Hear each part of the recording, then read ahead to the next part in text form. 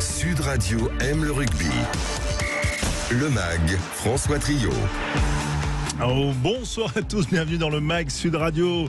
Vous êtes tous les bienvenus, les auditeurs Sud Radio 0826 300 300. On va parler bien sûr de l'actu rugby, de l'actu sport avec vous et puis avec nos consultants, notre équipe Sud Radio. Quentin Cabanis est là, bien sûr, Alexandre Priam et puis Olivier Magne et Philippe Spanghero. Bonsoir messieurs. Bonsoir à tous. Eh ben voilà, vous êtes en cœur, vous êtes prêts, tous nos vœux déjà pour commencer, Olivier, Philippe, pour cette nouvelle année 2023. Tiens, on va commencer comme ça. C'est quoi vos vœux, vous, Olivier ?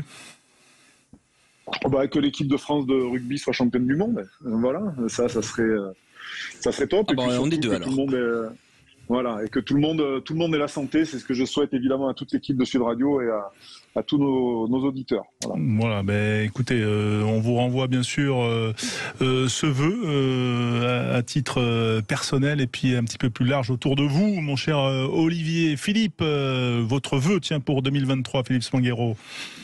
Pas mieux, je rajouterais qu'on continue à prendre autant de plaisir à se retrouver autour du rugby et des autres sports. En débattant tous les week-ends. Voilà, effectivement, avec vous les auditeurs, avec Alexandre. Tiens, vous avez des vœux, vous, Alexandre, pour 2023 ?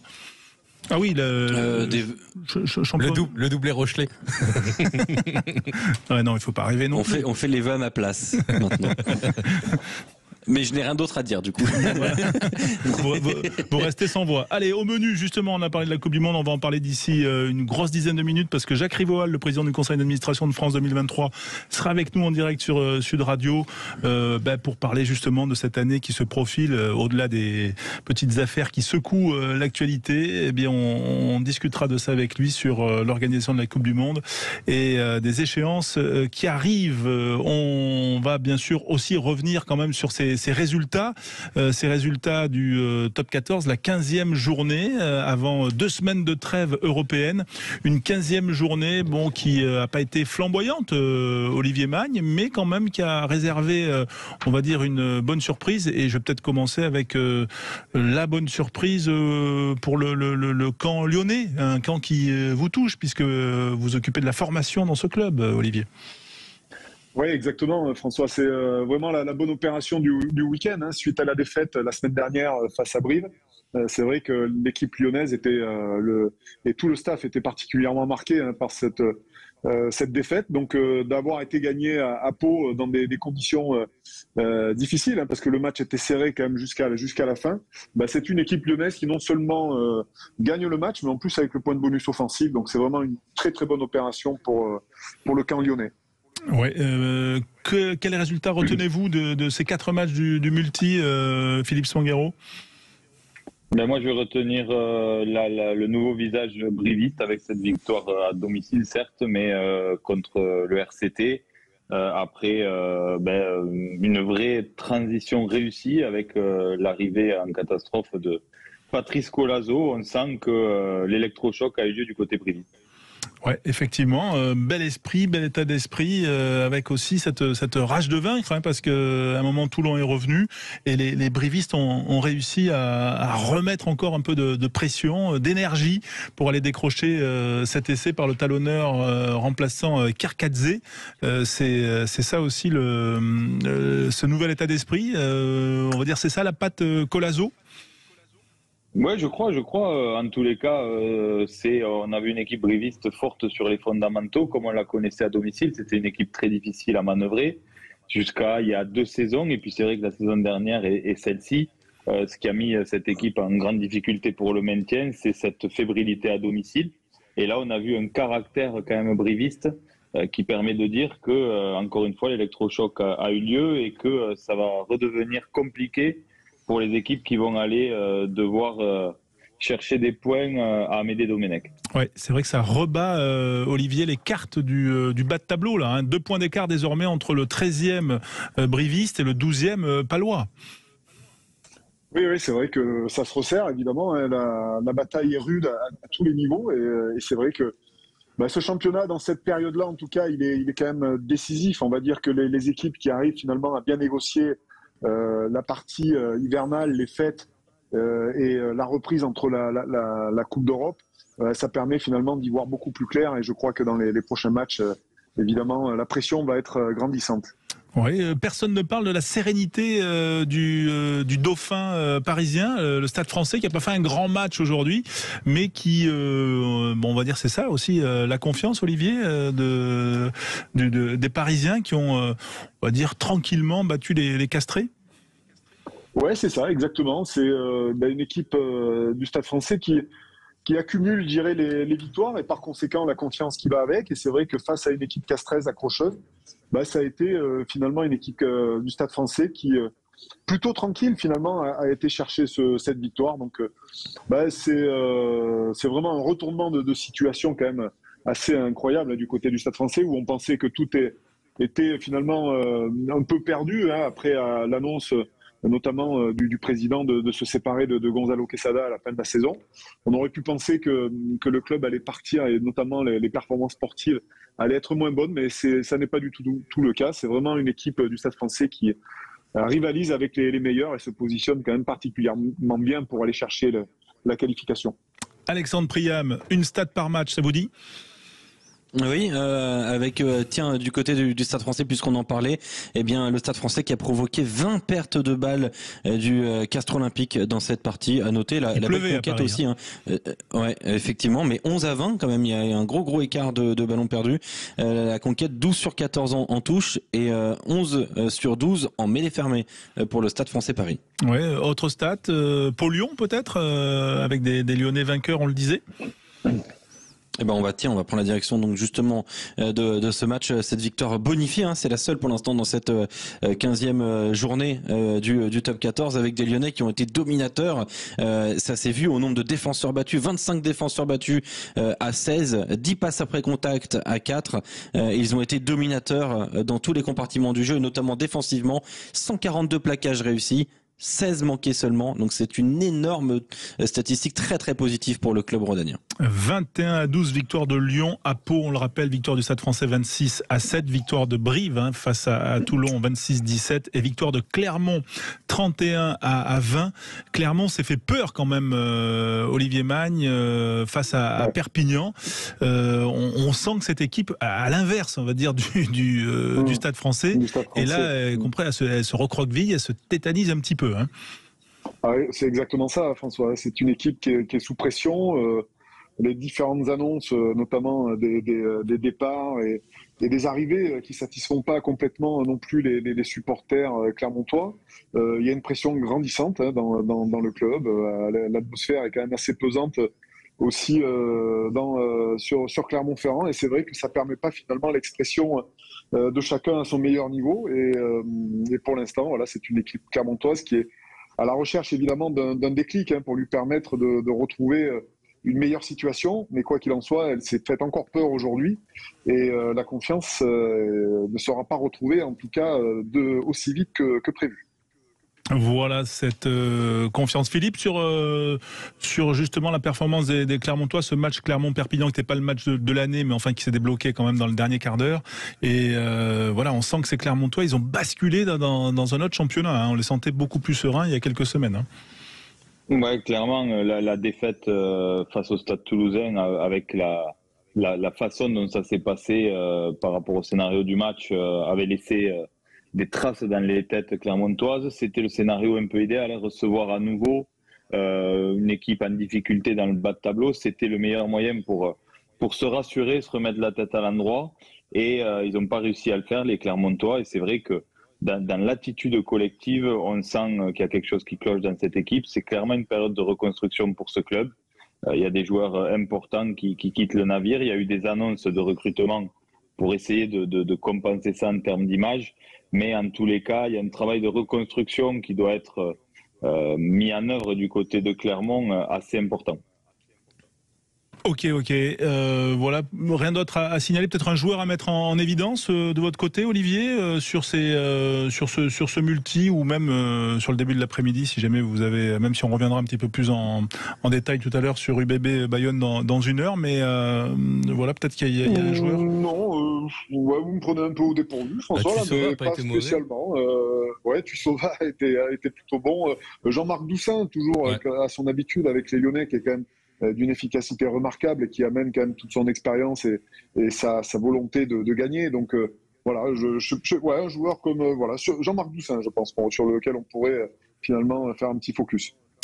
Ok. Moi, je dirais, petite mention spéciale pour Buros du côté de l'UBB. C'est vrai que c'est un joueur dont on parle peu et qui a quand même une régularité super intéressante dans la performance avec cette équipe. Bon, ok. Eh bien, on se retrouve dans un instant avec bien sûr le top 14 qui va reprendre, puisque ce soir, La Rochelle-Toulouse, ce sera le grand match à partir de 21h, le grand match de la soirée.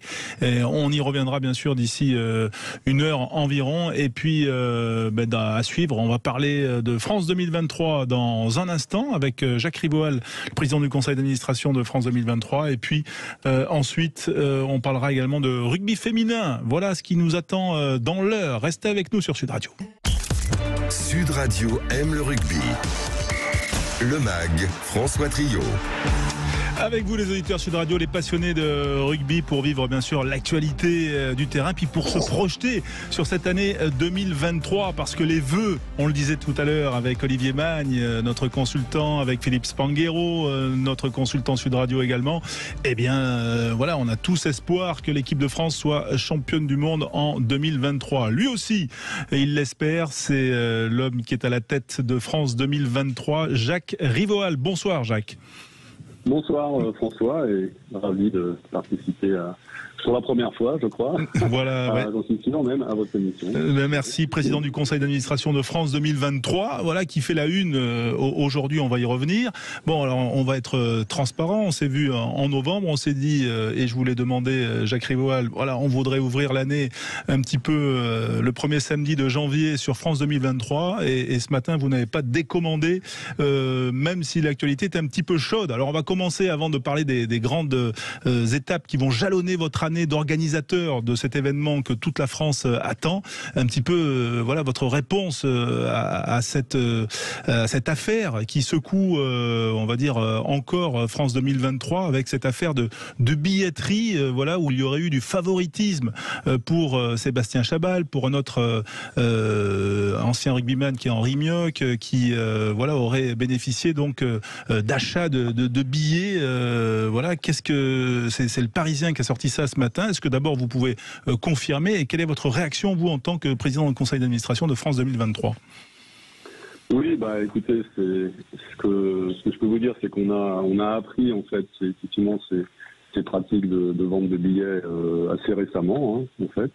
Et ce que je peux dire sur le sujet, c'est que ce sont des faits qui ont été réalisés sous la gouvernance de l'ancien directeur général, qui, comme vous le savez, donc a fait l'objet d'un licenciement pour faute grave, et donc qui a été révoqué en conseil d'administration le 10 octobre de l'an dernier.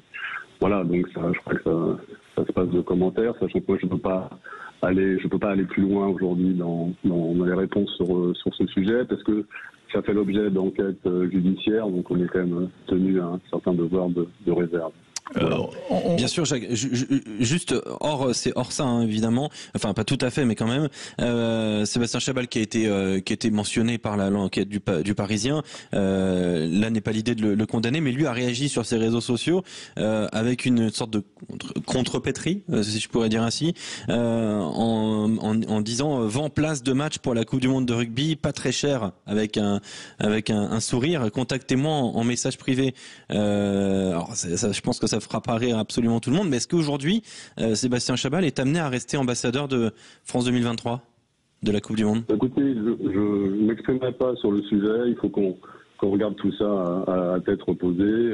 Sébastien Chabal est investi comme ambassadeur depuis le début, depuis déjà la candidature, donc il fait ce travail de façon bénévole, et voilà, donc il faut qu'on regarde tout ça de façon réfléchi tranquillement. J'ai eu Sébastien Chabal au téléphone, et on va s'en parler à tête reposée. Voilà. Jacques Rivoal, c'est au-delà de l'affaire, de l'enquête, on va pas rentrer dans ces détails qui nous échappent, mais quand même l'image de ces grands événements, c'est que c'est jamais facile d'acheter des billets pour assister au match. Est-ce que ça va pas un peu compliquer votre travail là ? Oui, bah écoutez, c'est clair que c'est pas des événements ou des informations positives sur les sujets. Bon, mais en fait, moi, si vous voulez, j'en ai un peu marre en fait de tous ces sujets récents là autour du rugby qui traitent le rugby de façon négative. Moi, j'ai vraiment envie de tourner la page de ces histoires. Et puis là, on est vraiment rentré dans l'année 2023 qui va être notre année. C'est vraiment l'année de la Coupe du Monde de rugby. Hein. Donc on a été discret en fin d'année dernière parce que voilà, il y avait la Coupe du Monde du foot. Et quand on voit finalement les grandes émotions sportives qu'on a pu vivre dans le cadre de cet grand événement sportif, on se dit cette année, on a une chance, mais qui est une chance exceptionnelle. La dernière fois qu'on a fait une Coupe du Monde en France, c'était il y a 15 ans. On a la chance d'organiser la Coupe du Monde de rugby chez nous.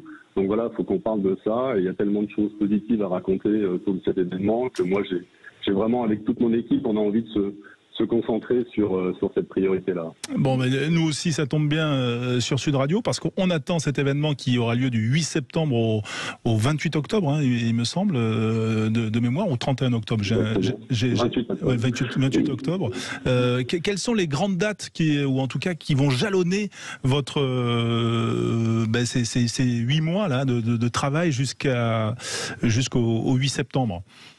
Bah, en fait, préparer une Coupe du Monde, c'est un peu comme si on image un espèce de puzzle. Hein. Il faut mettre en place toutes les différentes pièces. Ou si on prend une autre image, on construit en fait une pyramide. On démarre du socle qui est l'organisation, la gouvernance qui est aujourd'hui stabilisée. Puis après, il faut mobiliser toutes les parties prenantes autour de l'événement. Et puis tout ça, ça se fait progressivement. Et l'aboutissement, c'est le 8 septembre, effectivement, où là, on attend tous avec impatience le haka. Qui retentira dans le Stade de France. On imagine un Stade de France bien sûr bourré à bord, et puis surtout dans un silence respectueux comme on sait le faire dans le cadre de ces grands moments du rugby. Et ça sera l'apothéose de cet événement qui va durer ensuite pratiquement 2 mois.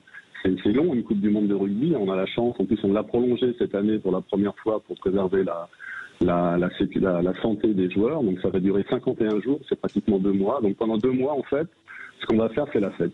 Et ce qui résume pour nous le mot le plus fort, c'est ça. Et quand on a questionné d'ailleurs nos Français pour leur dire voilà, donc on a fait une enquête récemment et il y a des choses très intéressantes qui ressortent. Les gens disent d'abord, on sait qu'il va y avoir une Coupe du Monde en France, donc ça c'est très important puisque on était à plus d'1 an de l'événement et la notoriété de l'événement est déjà établie. On trouve que c'est très très bien. À 90%, les gens disent c'est favorable parce que d'abord on aime bien le rugby.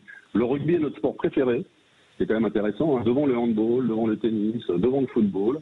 Et c'est bien de faire une Coupe du Monde de rugby. On veut y participer. Alors, soit dans les stades, soit dans les fan zones, soit dans les zones de célébration, soit dans les villages de rugby, ou soit devant nos écrans.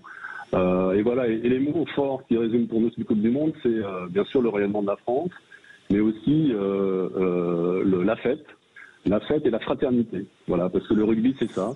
On va faire la fête pendant 2 mois et la fraternité, c'est ça. C'est la fraternité entre les supporters qui, dans le rugby, prennent le métro ensemble pour aller au match, boivent après des bières pour fêter la victoire ou la défaite de leur équipe. Voilà, c'est ça la fraternité entre les supporters, la fraternité entre les équipes, la fraternité entre les générations, les milieux sociaux, les différentes nations. On va accueillir 600 000 spectateurs. Enfin, voilà, ça va être un truc exceptionnel. On va préparer une fête vraiment exceptionnelle où on va recréer du lien social. Et c'est ça, je trouve, moi, ce qui est le plus fort. Le rugby, c'est un facteur d'intégration sociale. Et dans un monde aujourd'hui qui est un peu déchiré, tourmenté, traversé par des sujets qui ont plutôt tendance à désintégrer la société, voilà, avec une Coupe du Monde de rugby, on peut recréer du lien social. Ouais. Et c'est ça qui va être très très fort dans les mois qui viennent. Et vous pouvez en parler puisque vous êtes éducateur, on en parlera peut-être à la fin de cette intervention. Question d'Alexandre Priam. Dans quelques jours, il y a l'ouverture de la billetterie de revente de billets qui est très attendue aussi par beaucoup de supporters, d'amoureux de rugby qui veulent accéder à cette Coupe du Monde. Comment vous allez réglementer cette plateforme de revente de billets? Est-ce qu'il y aura déjà une réglementation sur les tarifications? Et est-ce qu'il y aura quelles seront les modalités tout simplement pour se procurer des billets si on n'a pas réussi à en avoir durant la première phase de vente générale de billets? Oui, alors ça c'est l'échéance la plus importante dans les jours qui viennent pour répondre à votre question initiale sur le calendrier, c'est l'ouverture de cette plateforme de revente. Alors, les modalités sont très simples. À partir du 12 janvier, les gens qui ont eu la chance de pouvoir acquérir des billets et qui souhaitent en revendre un ou deux dans le cadre de packs ville, de packs équipe qu'ils avaient achetés, et finalement, pour des raisons de calendrier, ils veulent se séparer de ce billet. Donc, ils pourront le mettre sur la plateforme à partir du 12. Et à partir du 24 janvier, alors soit les déçus qui n'ont pas pu encore acheter des billets, ou soit les retardataires qui ne savaient pas encore qu'il y avait une Coupe du Monde, pourront acheter des billets. Et ça, ce sera à partir du 24 janvier jusqu'à 24 heures avant le match. Alors, je vous conseille de ne pas attendre, donc plutôt être prêt le 24 janvier si vous voulez acheter des matchs. Et c'est très simple avec les modalités, c'est le prix facial. On n'a pas hésité sur le fait que on voulait qu'il n'y ait pas de revente ou de bénéfices faits sur la revente des places. Donc on revend la place au prix auquel on l'a acheté, le prix facial. Et donc pour l'acheteur, c'est le prix facial, et pour la personne qui revend son billet, c'est le prix facial, et pour l'acheteur, celui qui achète ce billet, c'est le prix facial plus 10%, puisqu'il faut une petite commission pour payer les frais de gestion de la plateforme, parce qu'il faudra envoyer les billets, etc. Voilà, donc c'est très très simple.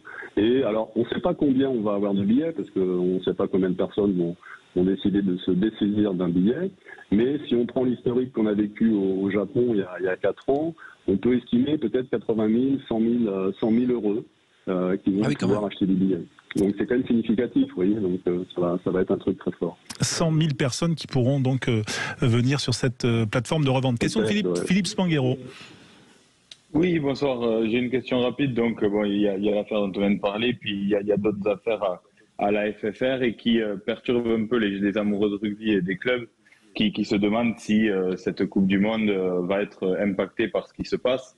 Donc c'est pas facile pour les gens du rugby de comprendre aujourd'hui que le GIP est une structure indépendante. Est-ce que vous pouvez rassurer tous les amoureux du rugby sur le fait que la livraison est en cours, que le travail a démarré depuis longtemps et que tout ce qui se passe n'impacte pas la production de l'événement qui est sous l'égide du GIP depuis plusieurs années? Oui, tout à fait. Le comité d'organisation de la Coupe du Monde de rugby, c'est une structure indépendante. Qui a pris la forme juridique d'un GIP, d'un groupement d'intérêt public, avec trois membres fondateurs, en fait trois actionnaires en quelque sorte. Il y en a un, c'est le Comité national olympique du sport français, pour 1% des voix. Après, il y a l'État pour 37% des voix. Et puis, le membre fondateur majoritaire, c'est la Fédération française de rugby pour 62%. Voilà, donc il y a un comité complètement autonome, structuré, avec cette gouvernance, des conseils d'administration, des assemblées générales, des comités régaliens.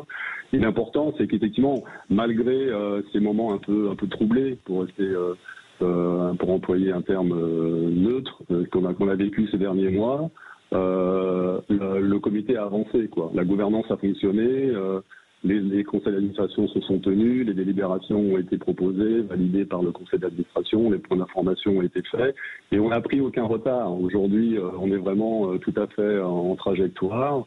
Je dirais que tous les clignotants sont ouverts. Aujourd'hui, on est vraiment prêts. On a les billets, on en a parlé, on a pratiquement vendu tous les billets. Les sponsors, on a nos 40 sponsors derrière nous. On a les 10 villes hautes sont prêtes également pour accueillir les compétitions. On a les 50 camps de base qui sont identifiés. Voilà, on a 8 régions qui nous soutiennent. On a 9 départements qui sont mobilisés. Enfin voilà, donc on a toutes les parties prenantes qui sont maintenant prêtes et en fait qui attendent. En fait, on va rentrer dans la phase, ce qu'on appelle en marketing, plutôt d'activation. En fait, on va rentrer dans l'opérationnel pour mobiliser toutes les énergies et préparer encore une fois cette grande fête populaire qu'on espère tous à partir du 8 septembre.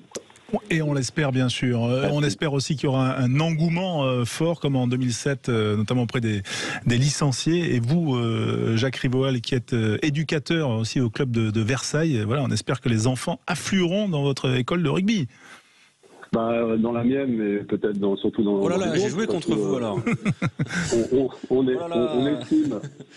On estime que normalement ça va bien se passer. Et on estime une augmentation du nombre de licenciés de 30%.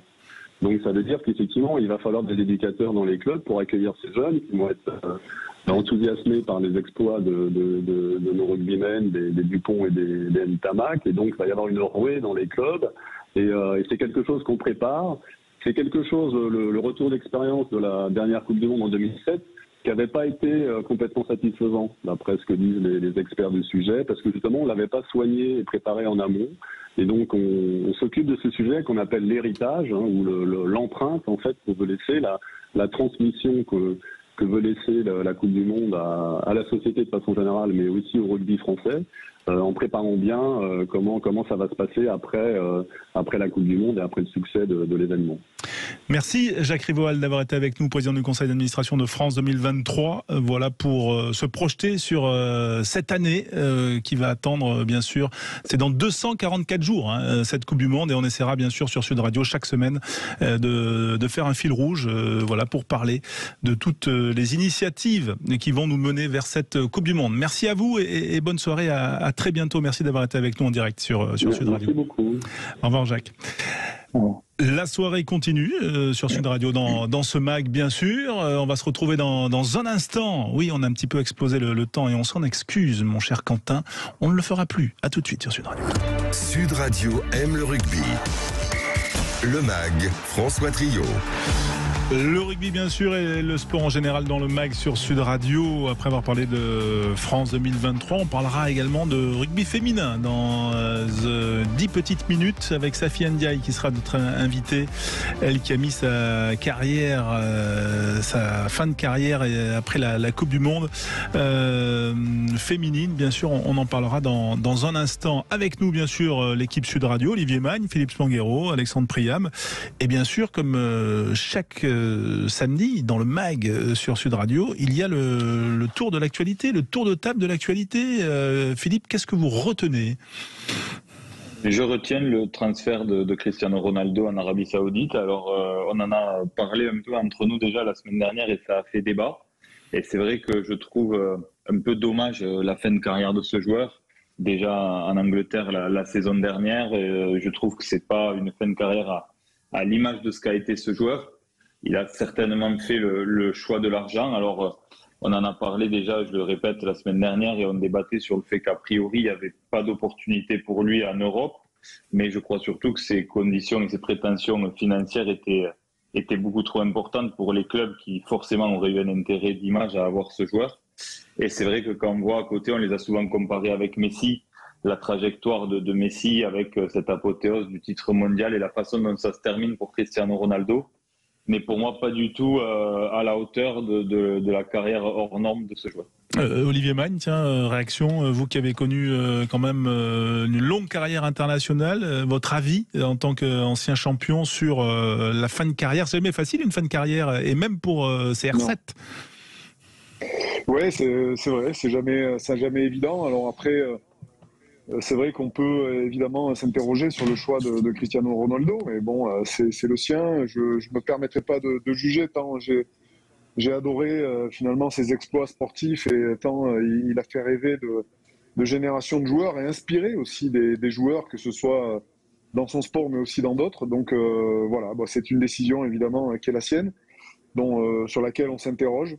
Quoi qu'il en soit, je veux essayer de garder en mémoire le meilleur de lui et de tout ce qu'il nous a offert et toutes les émotions qu'il a pu nous procurer. Donc voilà. Est-ce ça veut dire que l'économique a primé sur le sportif, on est d'accord, enfin, oui, bien sûr. Alors après, je pense que son compte en banque était suffisamment fourni pour ne pas aller chercher une expérience comme celle-là. C'est vrai que dans l'idéal, moi j'aurais bien aimé qu'il aille jouer peut-être dans le club portugais qu'il a vu naître et dans laquelle il aurait pu redonner peut-être ce qu'il a appris. Donc voilà, j'aurais bien aimé, ça aurait été une belle histoire. Maintenant, son choix est le sien et il a préféré l'argent à ça, mais je ne sais pas si aujourd'hui on peut juger ça.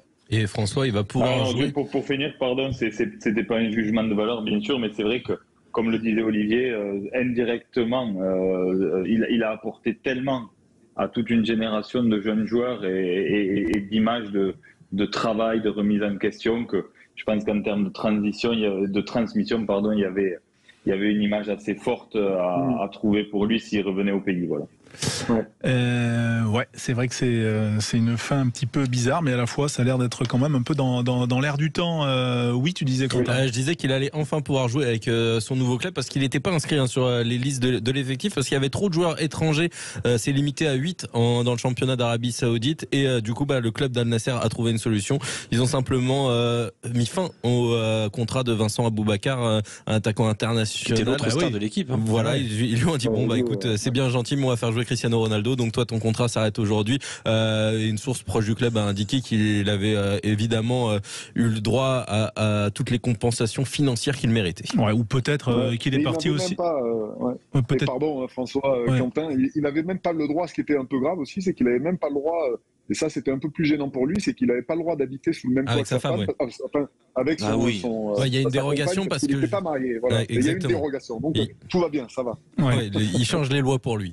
C'est beau l'Arabie Saoudite. Tout va bien dans le meilleur des mondes, quoi. Après, il y a peut-être pas que l'argent. C'est peut-être aussi la perspective d'être entraîné par Rudy Garcia qui l'a mené et de jouer avec Luis Gustavo en Arabie Saoudite. Voilà, c'était une pirouette pour rebondir et surtout pour parler de votre tour de table de l'actualité du jour.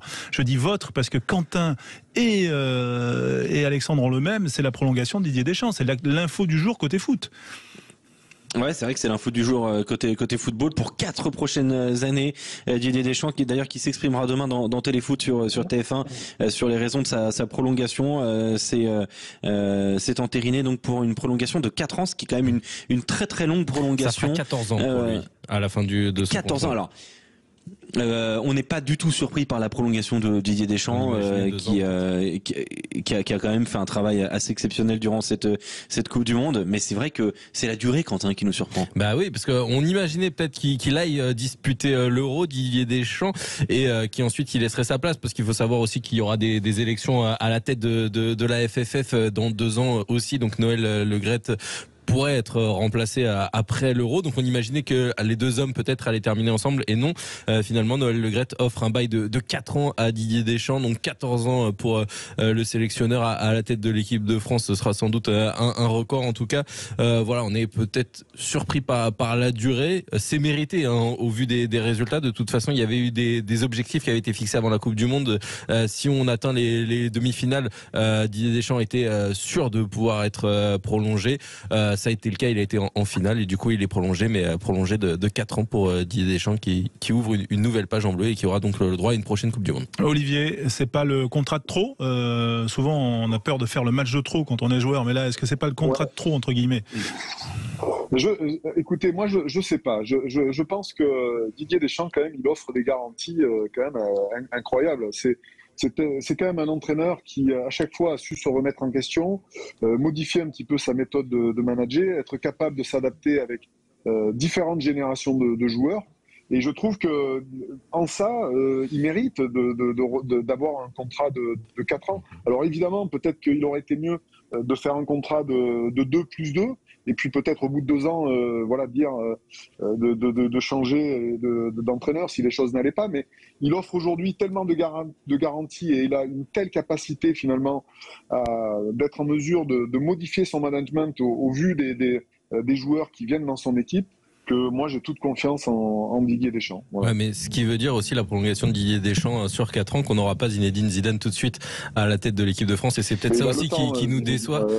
Ouais, mais il a refusé à mon avis le Paris Saint-Germain pour l'équipe de France, je pense, Zinedine Zidane, et du coup là aujourd'hui on parle de lui du côté du Brésil. Alors imaginez Zinedine Zidane qui entraîne le Brésil, ça nous ferait quand même un petit peu mal. Thierry Henry la Belgique, voilà, c'est tout. Après on aura peut-être un Français champion du monde en tant qu'entraîneur du coup la prochaine Coupe du Monde. Philippe, une petite réaction sur cette prolongation qui est quand même pas l'info du jour, on va dire hors rugby? Oui, mais alors il n'y a pas de grande surprise. C'est vrai que quand non, c'est la durée qui est peut-être la surprise. Ouais, la durée. Donc c'est pour préparer une prochaine Coupe du Monde. C'est vrai que on se dit quand on a un coach comme ça qui a pas l'air rusé. Et qui n'a pas l'air d'avoir un discours qui ne passe plus auprès des joueurs cadres de son équipe. Pourquoi en changer quand on voit le palmarès et la capacité de management de cet homme? On a un des plus grands managers au monde. Je pense qu'il n'y a pas de débat là-dessus. Donc, on pouvait se poser la question, mais en effet, il n'y avait aucun signal qui pouvait laisser entendre que c'était le bon moment de passer à autre chose.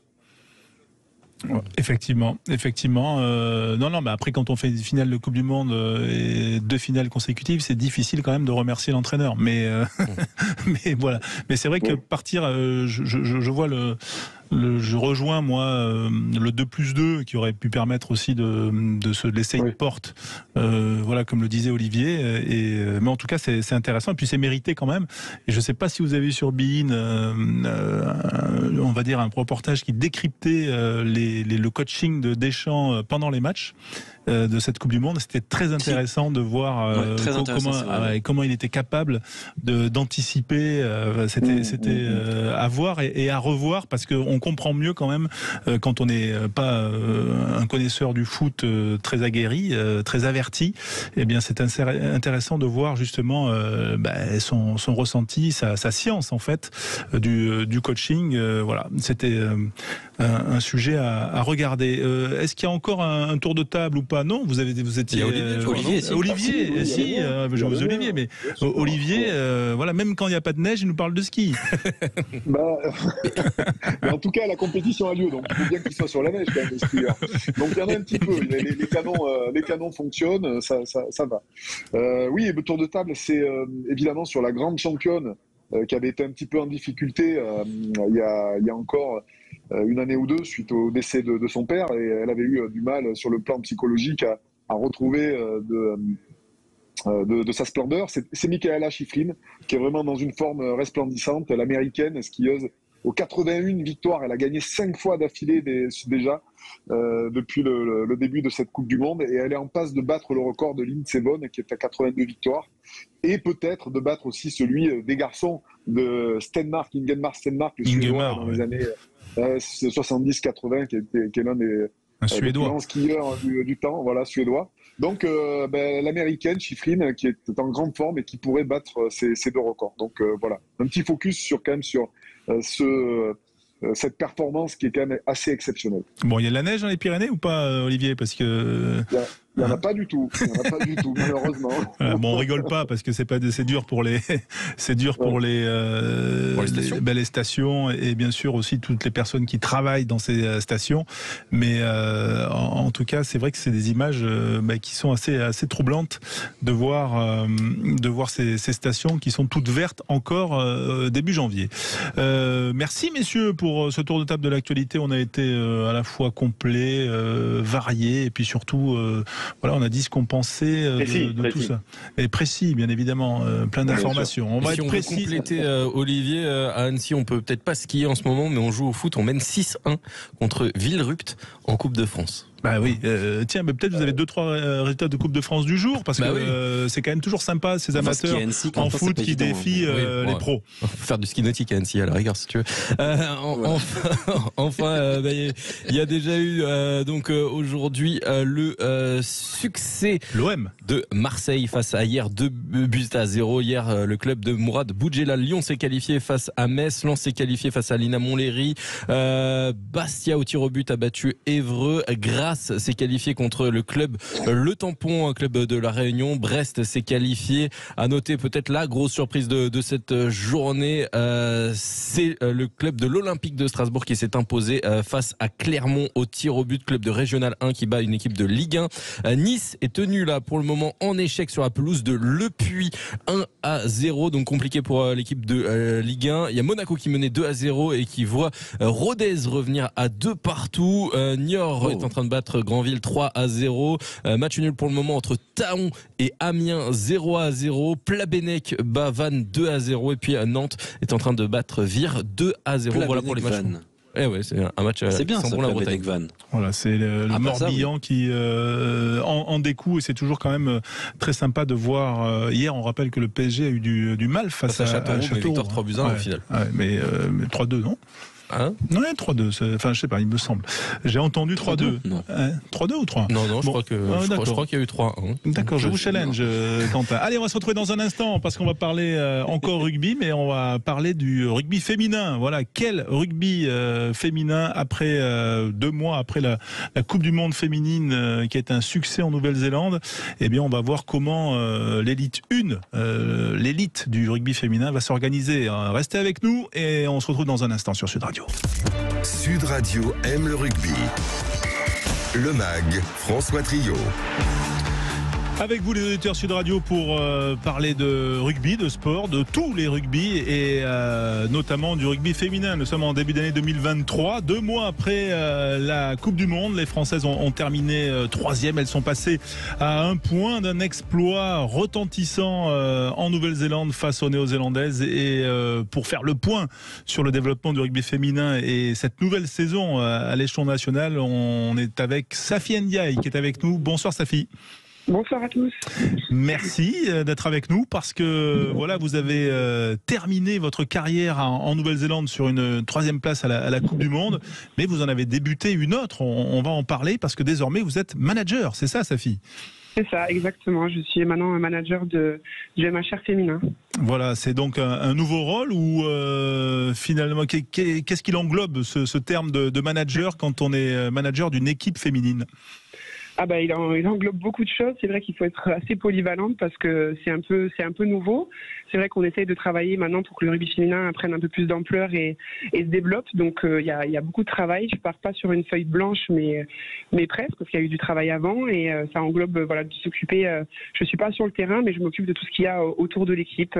Trouver des partenaires, travailler sur la communication, sur l'identité du club.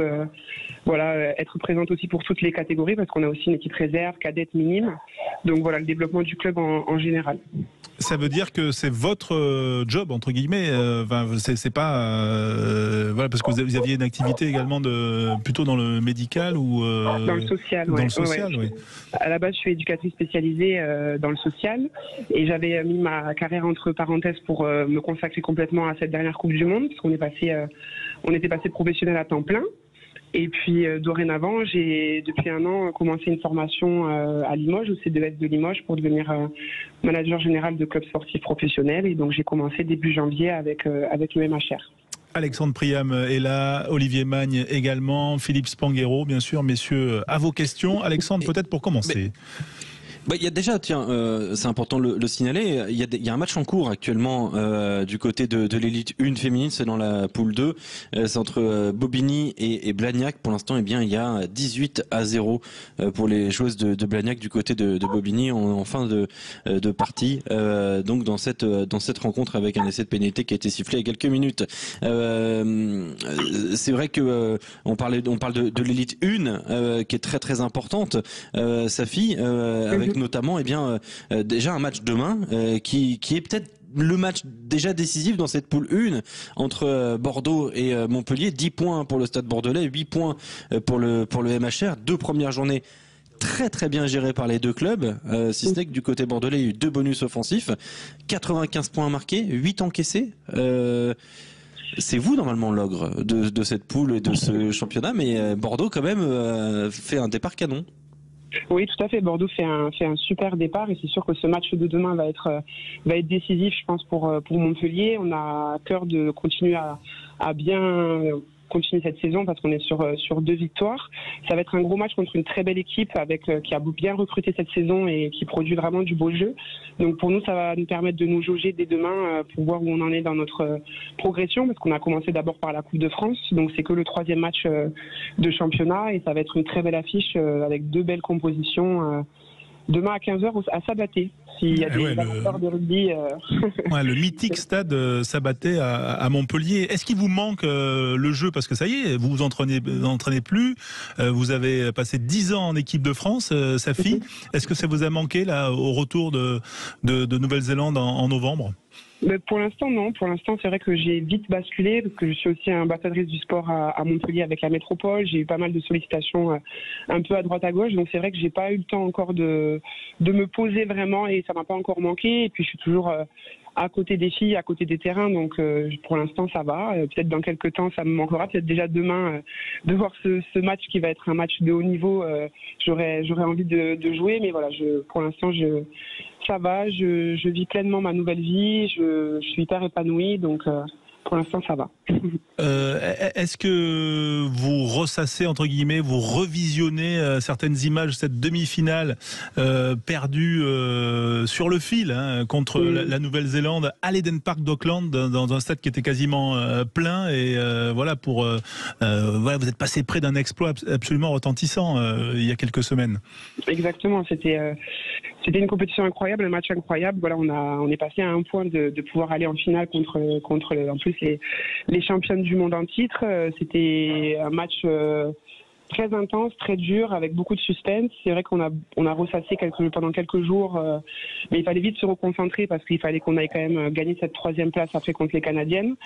Donc oui, il en est resté beaucoup d'amertume, et puis après on a dû basculer, et puis voilà, c'est sûr que ce sera un regret de ne pas avoir au moins été en finale pendant ma carrière, parce que pendant ces 3 Coupes du Monde, j'ai jamais atteint la finale, mais voilà, maintenant c'est digéré, et puis je sais que vu les beaux jours qui attendent l'équipe de France, la France ira en finale et gagnera un titre, ça c'est sûr, dans les années à venir, vu voilà, le talent qu'il y a et tout ce qui est en train de se mettre en place, j'en doute pas.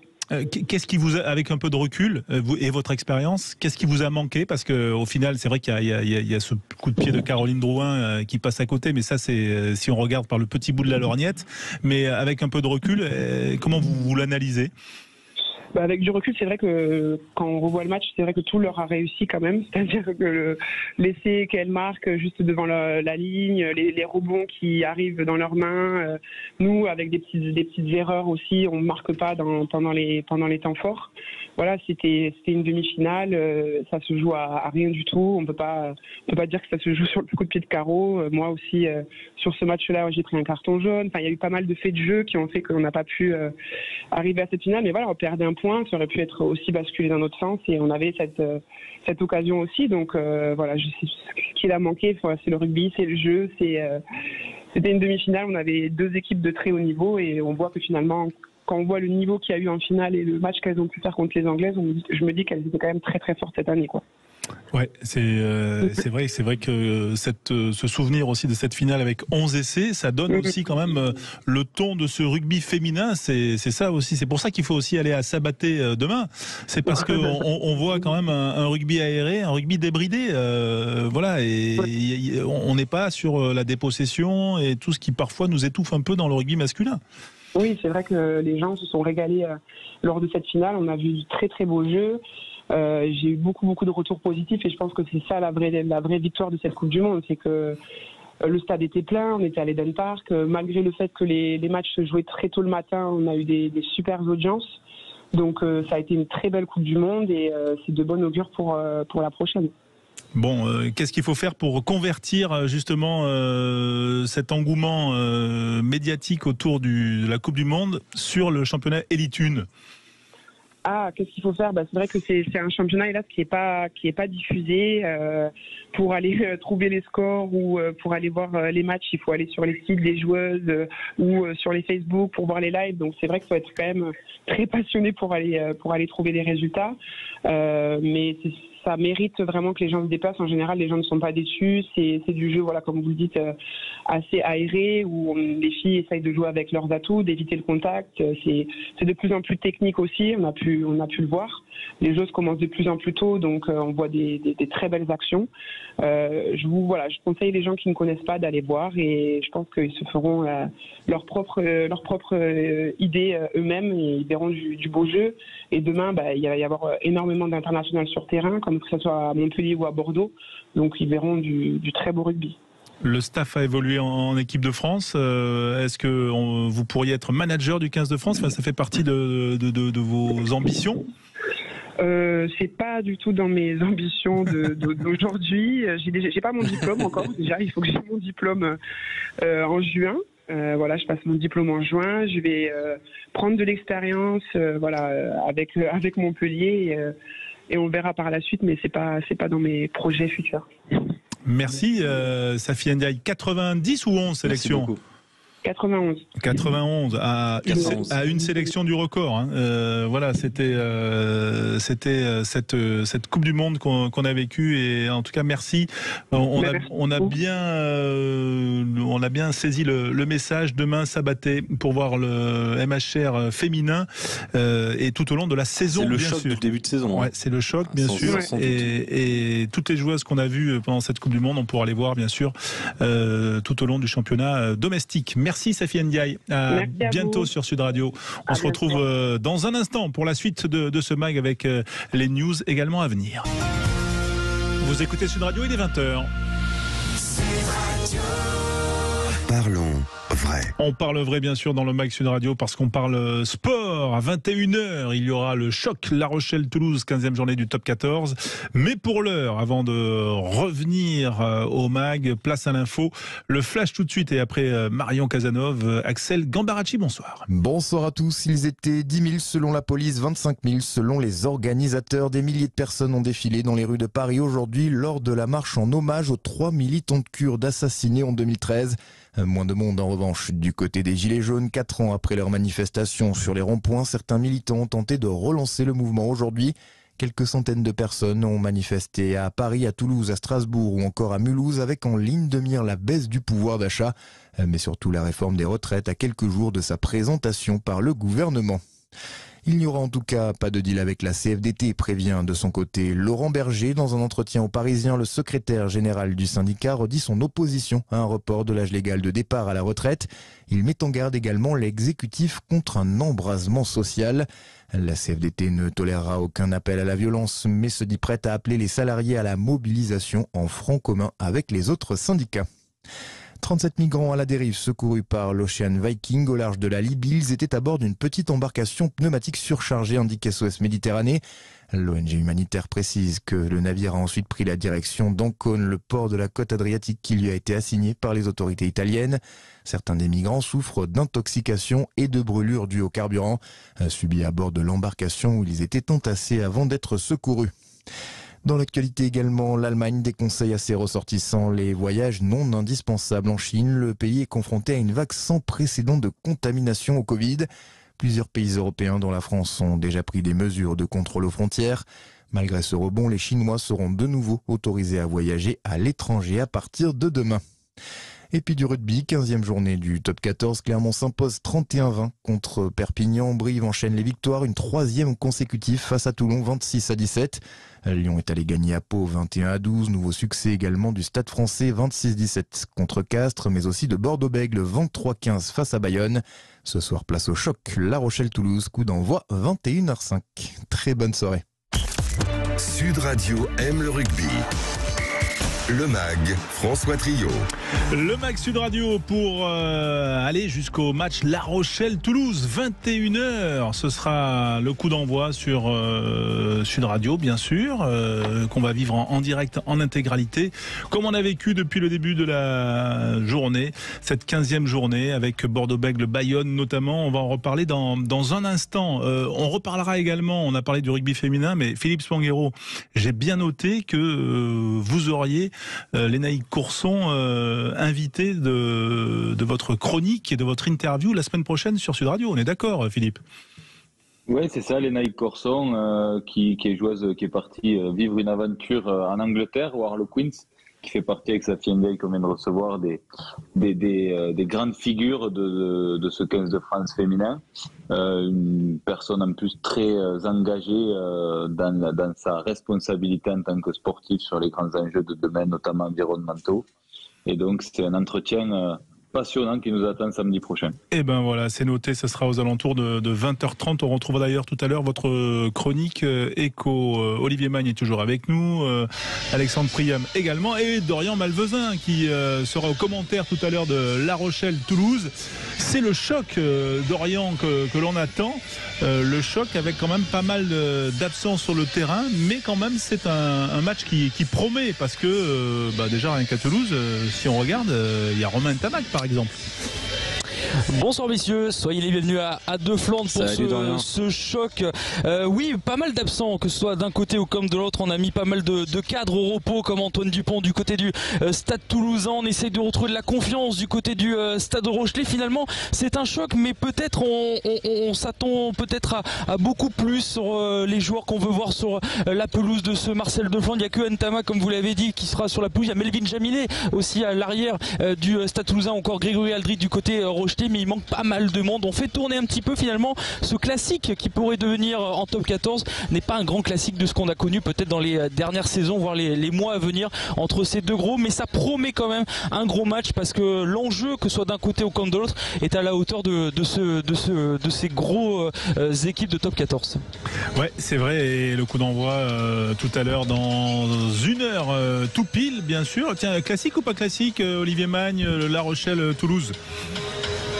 Oui, pour moi, c'est un classique parce que deux équipes qui maintenant dominent l'Europe et le championnat de France, et deux équipes qui pratiquent un rugby quand même intéressant avec les Toulousains évidemment dont on connaît les qualités et l'identité rugbystique, mais les Rochelais qui petit à petit aussi donnent vraiment une idée précise de leur rugby avec ce rugby d'affrontement par moment et cette capacité aussi à mettre énormément de vitesse dans le jeu. Donc ça va être un affrontement vraiment intéressant parce que c'est deux équipes qui sont évidemment reconnues pour leur identité.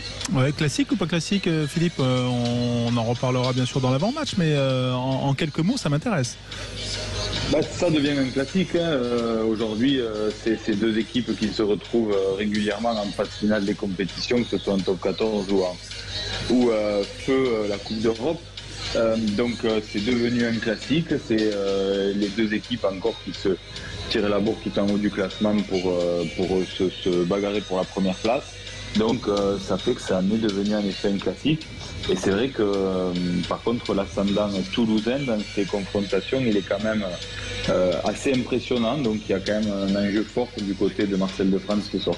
Ah oui, Dorian, la série c'est quoi? C'est largement en faveur de Toulouse, hein.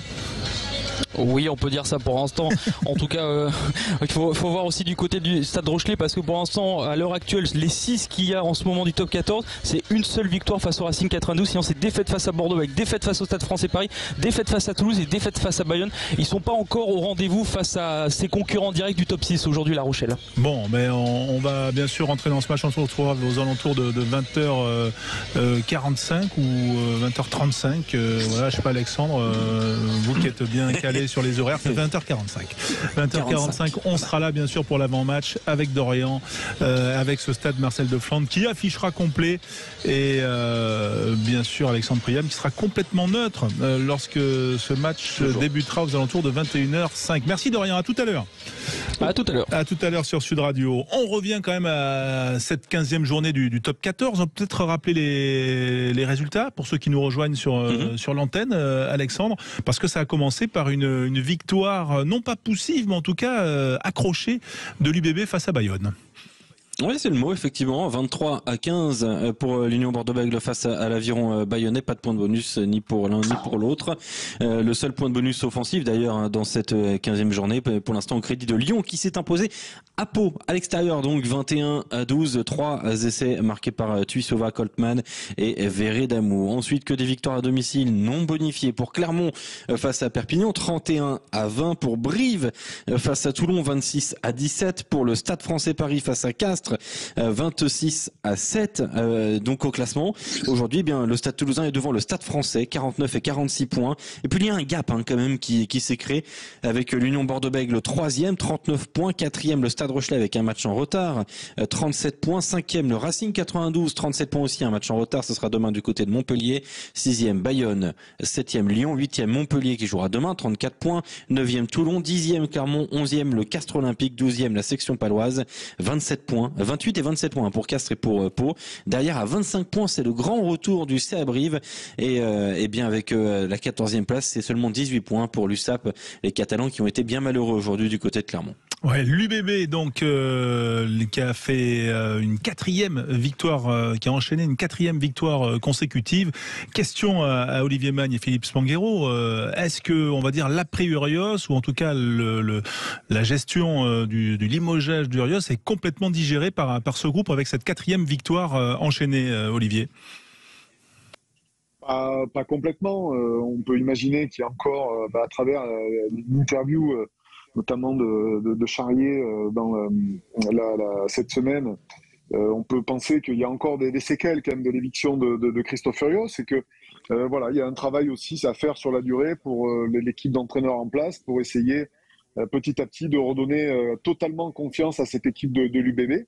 Mais quoi qu'il en soit, au vu des résultats récents, on voit bien que c'est une équipe de l'UBB qui retrouve quand même des prétentions pour les phases finales. Ouais, ils sont repartis du bon pied, selon vous, Philippe Spanghero, quand même, avec cette 4e victoire. Il y a eu un succès, on le rappelle, à La Rochelle, dans cette série.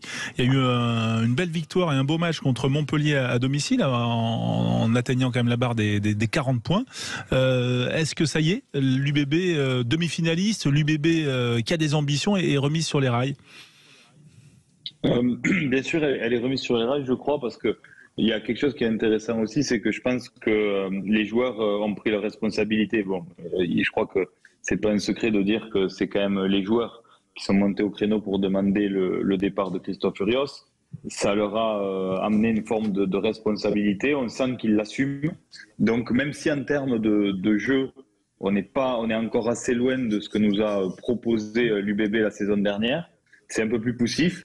Mais en tout cas, les résultats sont là, et c'est dans la victoire qu'on arrive à travailler dans la sérénité et à retrouver une dynamique. Et de ce point de vue-là, l'objectif est atteint du côté de l'UBB. L'objectif est atteint, et on va écouter d'ailleurs Maxime Lucu, le capitaine et demi-mêlée de l'UBB, auteur d'un essai aujourd'hui, qui s'est confié au micro de Nicolas Delage après le match victorieux face à Bayonne 23-15. Ouais, forcément que ça fait du bien. On est sur un 4 à la suite en top 14, donc on sait qu'il y a 5-6 semaines, on était un peu dans le dur, et c'était normal parce que on jouait pas forcément très bien au rugby. Et on n'arrivait pas à mettre en place ce qu'on faisait la semaine. Donc voilà, on était 11e, 12e du championnat, on était un peu englué, on n'arrivait pas à avancer. Et je pense que la victoire à La Rochelle nous a fait beaucoup de bien. La réception des 2 matchs aussi derrière pour confirmer. Donc forcément qu'on est dans une bonne dynamique. Maintenant, on sait que le championnat est long. On est qu'en janvier, il reste encore 5 mois. Et on sait aussi qu'après la Coupe d'Europe, on se déplace 2 fois. Donc il faut pas oublier comme tu dis, d'où on vient. Mais c'est important aussi de replacer Bordeaux. On s'était promis à la reprise des vacances en novembre qu'il fallait replacer Bordeaux dans le bon championnat. Et aujourd'hui, on l'est. Maintenant, il faut rester sérieux comme on le fait depuis quelques temps, quoi. Et l'Union Bordeaux-Bègles, François, qui a des déplacements, d'abord aux Sharks, et puis il faudra recevoir Gloucester. Ça, c'est sur les 2 prochaines journées, c'est la Champions Cup. En top 14, le calendrier il est simple: Castres, Stade Français, Clermont, Perpignan. Pour les 4 prochaines journées. C'est solide, effectivement, mais c'est vrai que moi, il y a une image qui m'a marqué, qui m'a frappé, c'est à la fin de la première période. Le coup de sifflet est donné, et les joueurs se regroupent autour de Jean-Baptiste Dubié et de Lucu et se parlent avant d'aller au vestiaire.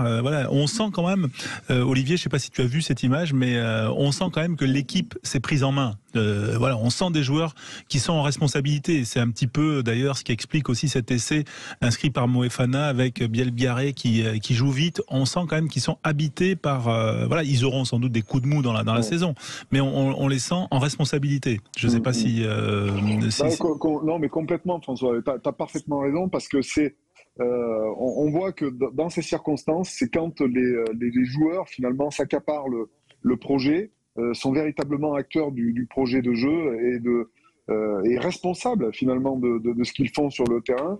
On l'a vu par le passé, dans les années 2000 avec le Stade Français, quand ils ont été champions après l'éviction de Georges Coste.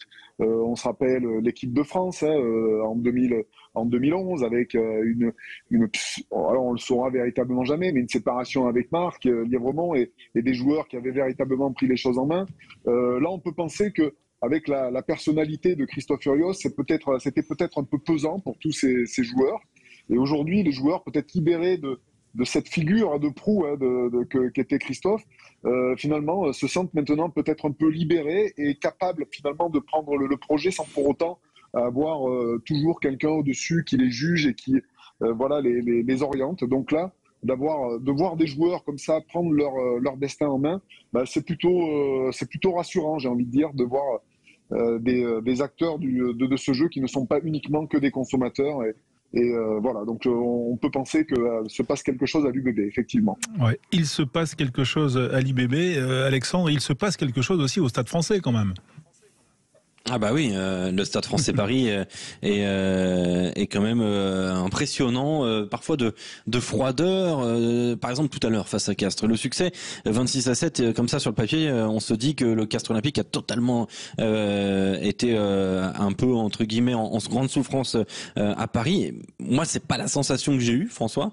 J'ai eu la sensation surtout que le Stade Français à chaque fois arrivait à punir les Castrais de façon quasiment systématique, avec des joueurs parisiens qui sont en grande confiance. Je ne sais pas si on peut écouter Kylian Hamdaoui qui régissait au micro d'Esteban Ragna pour Sud Radio. C'est clair qu'on est plus en confiance que l'an passé. Après, je pense que on l'a construit petit à petit. On a réussi à réaliser des belles performances depuis le début de saison. Et je pense que la confiance, elle est surtout venue de la manière dont on joue, où on arrive à construire les matchs, que ce soit à domicile ou à l'extérieur. Et on l'a jamais. On est sorti beaucoup à l'extérieur en ramenant des points de bonus, parfois sans victoire, parfois avec des victoires, mais je pense que sur 80 minutes, on a réussi à gagner une certaine confiance en étant constant sur chaque match. Ouais, la confiance quand même, c'est un mot qui revient là beaucoup dans le sonore d'Hamdaoui. Et voilà, est-ce que Philippe et Olivier, votre regard en quelques mots, est-ce que ce qu'on voit du Stade Français, c'est plus que de la confiance ou alors c'est une période de bonne dynamique ? Ouais, je crois que c'est une période, c'est un mix de tout ça, mais je crois que ça rejoint un peu la responsabilité dont on a parlé pour l'UBB. Je crois que cette annonce du départ de Gonzalo Quesada, il y a eu aussi une prise de conscience des joueurs. Ils se sont dit qu'ils avaient une page à écrire ensemble pour finir, parce que je crois qu'il y a un affect quand même fort du vestiaire pour Gonzalo. Et donc on sent, on l'a dit souvent ces dernières saisons, cette équipe du Stade Français, elle manquait d'âme, elle manquait de leader. Et on voit apparaître ça aujourd'hui. On voit ce caractère collectif qu'on ne trouvait pas dans cette équipe. Et je pense que ça s'explique aussi par cette prise de conscience de la responsabilité du vestiaire. Voilà, finalement il y a on va dire qu'il y a des trajectoires qui se rejoignent un peu. Alexandre, il y avait Hamdaoui. Oui, Olivier, je vous ai pas fait réagir, pardon. Non, je voulais rebondir sur la confiance en fait. Et c'est vrai que c'est un long processus. La confiance, elle s'en va. On dit souvent qu'elle s'en va au galop et qu'elle arrive au trot, quoi. C'est très dur à aller chercher. Et c'est vrai que la confiance, en fait, elle vient, et Kylian Hamdaoui le dit dans l'interview, elle vient souvent de la maîtrise. Et quand on arrive à maîtriser les choses et à répéter quelque chose et à être performant et à marquer, quand on arrive justement à obtenir cette maîtrise, finalement, elle nourrit la confiance et inversement. Donc c'est une relation vertueuse qui fait que cette équipe du Stade Français, finalement, à travers la maîtrise de son jeu, une meilleure maîtrise de son jeu, elle arrive à aller chercher la confiance qui nourrit elle-même cette maîtrise. Je crois que c'était Arsène Wenger qui disait que la confiance, c'était comme pour l'acquérir, c'était comme si on montait un escalier, mais pour la perdre, c'était comme si on descendait avec un ascenseur ou un truc comme ça. Enfin, c'était ce parallèle-là pour dire que ça peut vite fuir aussi. Et voilà, moi je me souviens quand même de ce Stade Français qui, s'il ne fait pas basculer le match à Pau lors de la phase aller où il gagne de façon miraculeusement. Enfin, il y a l'épisode Quesada, mais il y a cette victoire qui est complètement folle à Pau, et j'ai la sensation aussi que c'est cette histoire un peu là qui a dû peut-être, j'ai pas les informations, mais qui a sans doute aussi créé quelque chose entre les joueurs, parce que le scénario était absolument dingue, où ils étaient menés de 15 points à 10 ou 12 minutes de la fin. Ils ont renversé la tendance en gagnant à la 82e, pour ceux qui ne s'en souviennent pas, parce que nous on se souvient de tous les matchs comme ça sur Sud Radio. Tiens, on se souvient également de la Pro D2, il s'est passé pas mal de choses hier en Pro D2, et Quentin voulait absolument Vous voulez absolument remettre vos petits... faire le conseil de classe. Vous êtes satisfait site du conseil de classe. Sud Radio aime le rugby. Le conseil de classe. Alexandre, donc, ce conseil de classe de la Pro D2, expliquez-nous tout. Avec eh bien les résultats déjà de cette 16e journée. Biarritz a battu Montauban 20-17, c'était jeudi soir. Hier soir, des succès bonifiés pour Agen face à Rouen, le succès de Colomiers à Carcassonne, bonus offensif largement pour Oyonnax face à Béziers 49-7. Le succès important de Massy face à Vannes 18-14. Le revers à domicile, les deux revers à domicile de Soye-Angoulême face à Nevers 26-20 et d'Aurillac face à Mont-de-Marsan 20-19, succès très important des Landais. Puis enfin le match nul qui a presque contenté tout le monde du côté d'Aix-en-Provence, 23 partout face à Grenoble. Le conseil de classe donc que vous pilotez, Alexandre, ça c'est votre côté avec plaisir professoral. Eh bien, allons tout de suite vers les avertissements. Il faut que je me sorte d'une relation toxique horrible. Avertissement. Sud Radio aime le rugby. Le conseil de classe. Faut que je te dise un truc. Ah ouais, c'est un secret. Personne doit savoir pourquoi. Parce que je t'aime pas. Ouais, mais non, mais je vais trouver mieux. Mais tu sais ce que t'es? T'es le roi des cons au pays des emmerdeurs. Voilà, toujours des créations signées Quentin Kévanis, qui m'a fait danser quand même dans ce petit jingle avertissement. J'ai bien aimé, bravo Quentin. Avertissement à qui? Comme il est encore tôt et qu'il y a François, il reste très sobre. C'est vrai, il reste très très sobre. Mais je sais pas si ça va durer longtemps. C'était prévu pour hier soir, donc bon. Oui, c'est vrai que hier soir, on l'avait prévu hier soir en direct, le conseil de classe, et puis le Aix-en-Provence-Grenoble a terminé à 23h15, donc bon, forcément, c'était un peu plus embêtant. Avertissement à qui, Philippe Spanghero? Avertissement à qui je t'ai envoyé ma liste. Il sait plus ce qu'il a mis. Il me semble que c'était pour le SA15.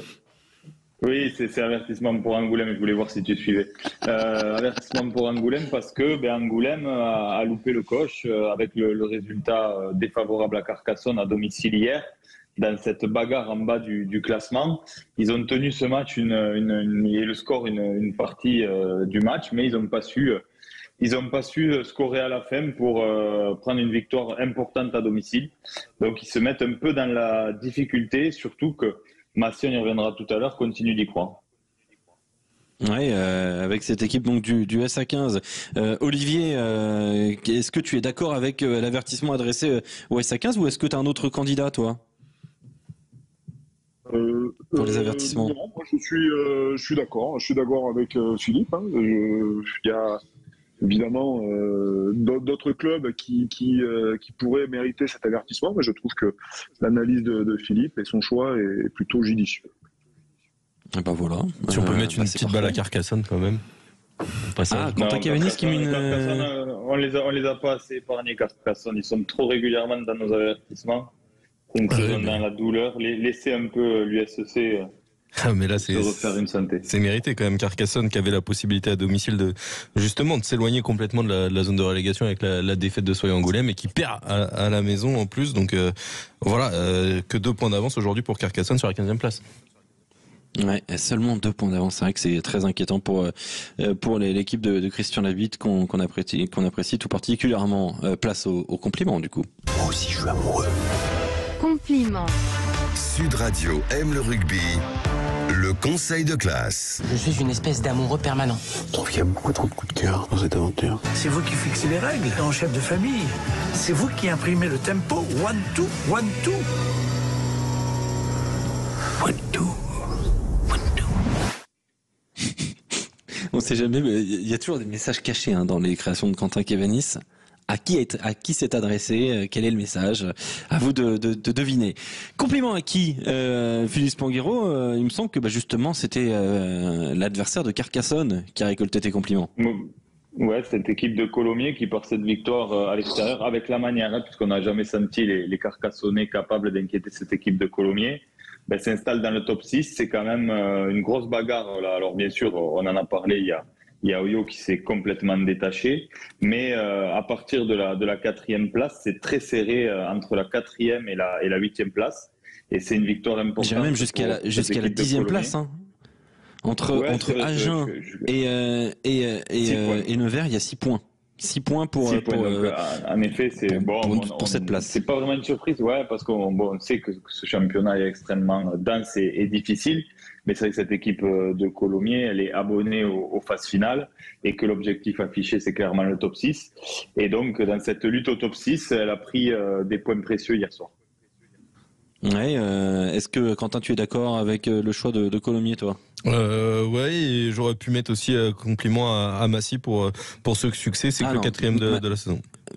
Massy, ce sera pour plus tard, Quentin. Ouais, mais je pense que moi, il y a Oyonnax qui est toujours en haut, donc voilà.